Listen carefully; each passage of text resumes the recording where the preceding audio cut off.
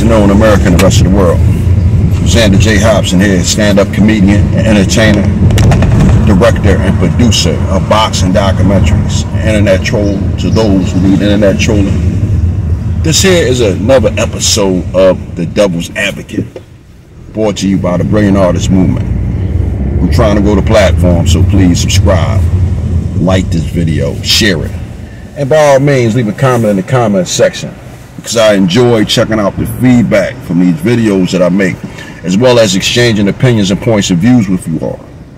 Now, if you are a detractor and it is your nature to detract, I encourage you to do you. But just know, if you get carried away in my comment section and you become nasty, oh, wow! I'm gonna get you. Say, yo! Knock it the fuck off! I am the troll's troll, and trolling me will not be tolerated. So anyway, this thing called being a man is not easy. And if you are a black man, it's twice as hard. But at the end of the day, when you are a man, you got to get up early in the morning and tie up them boots, or slip on those penny loafers, or however you make your money, and you got to get it done. Nobody wants to hear any excuses, and you don't get any credit for the shit that you're supposed to be doing anyway. And in case you're not certain what I'm talking about taking care of your kids, working, and being the best version of yourself that you could be. So, with that said, right, I was talking to a lady friend of mine, and she had the unmitigated gall to say that black women complain about black men being cheap. Now, I can get Kevin Samuel-ish with the best of them, but I try not to be the kind of guy who attack women, because women have a right to feel how they feel, and it is a fact that women are from Venus and men are from Mars, and we see things drastically different. And when this sister made that comment, it wasn't so much that I had a problem with the comment that she made. The problem I had was black men. And if you've been following my channel, you know how I feel when a person makes a statement that is inclusive. I don't like the idea of a person making broad sweeping statements. Now, it is a fact that there are men, black men in particular, out there who are cheap. That goes without saying. However, there's some black men out there that worship the ground their women walk on, and these black men are the kind of black men who give freely to their women, because it doesn't make them happy that the woman is asking for it. It makes them happy to be able to provide for their boo. Okay, that's a fact. Case in point, I have a couple of friends. One of these guys, both of these guys are fairly well off, but one of these guys is generous and the other guy is miserly. And a few years back, I remember Mother's Day coming up. My one buddy, he bought his wife a Mercedes-Benz and a diamond tennis bracelet. And me and my other friend was like, wow, why'd you buy them both? My friend said, because if my baby don't like that diamond tennis bracelet, she could take it back in style in her Mercedes-Benz. Man, I thought that was a great answer. Well, my other buddy, he bought his wife a Mother's Day card and a dildo. Now, that was an interesting gift, and I said, well, why did you buy her both? My buddy said, because if she don't like that card, she can go fuck herself. So, again, this just supports the sister's comment that there are black men out there who are cheap, but there are some black men out there who are generous to a fault.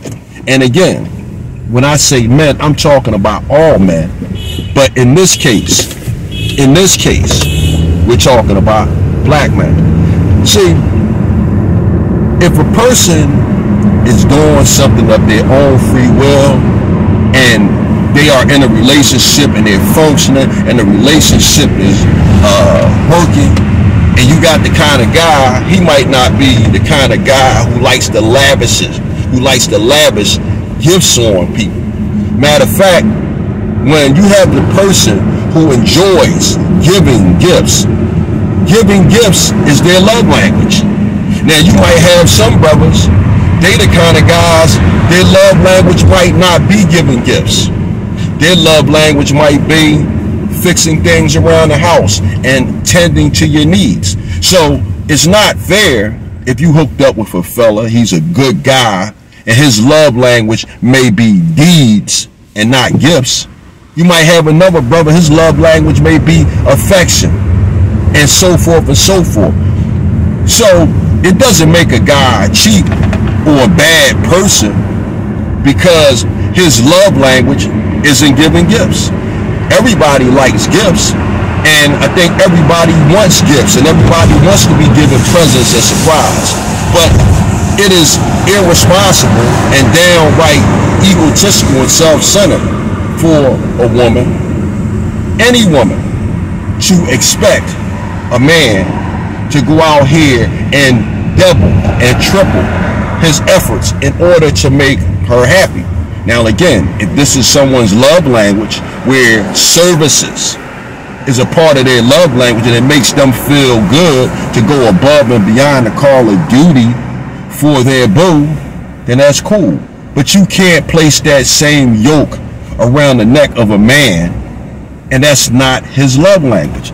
Again, case in point, you might have a couple, they're in the groove, they're working, and they're vibing, they're in the sync, and all of a sudden, the wife might decide, baby, we need a house.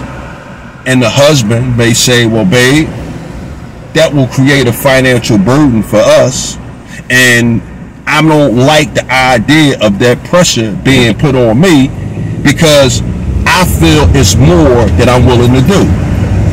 Hey, you just do and say what you want to do and say, but at the end of the day, if you push that issue, that can create a problem in the relationship. I know a bunch of couples who broke up because it came down to money. And again, the woman thought that the husband should double his efforts in order to make her happy. Now, in most relationships, men understand that it takes more to make a woman happy than to make a man happy. Case in point, you might have a couple of guys out and they might say, yo, man, I'm hungry. Man, I'm hungry too. Let's go get a hot dog. Let's run to McDonald's, and so forth and so forth. Well, if you were a woman, we're not saying all women, but we're saying a lot of women. And in fact, many of the women that I know, they don't want to go to a hot dog stand. They don't want to go to Burger King or something like that. They don't want that fix, that quick fix that will kill the hunger. Now, that's not to say that they want to go out to a 5-star restaurant, but the kind of women I know, they don't want a hot dog stand. They might want something like yogurt or fruit or banana. And again, doesn't make them bad. It just takes a little bit more to make women happy than to make men happy. So, you know, this is what I was thinking about, because again, I didn't realize that this gender war was so ferocious, and I didn't realize that so many men and women were at one another's throats. But I tell you one thing, as the devil's advocate, it gives me a whole lot of great content to put out there, and it gives me time, or the opportunity, it gives me the opportunity to grow my channel, but it also gives me the opportunity to put out a lot of great thought-provoking content that has worked for me throughout the years. Now, before I close out this video, I want to say this. It's one thing for a woman to expect a man to double his efforts in order to satisfy her fancy. And it's another thing for a man not to double his efforts in a situation where his woman falls victim to poor health. Well, the woman should do that too.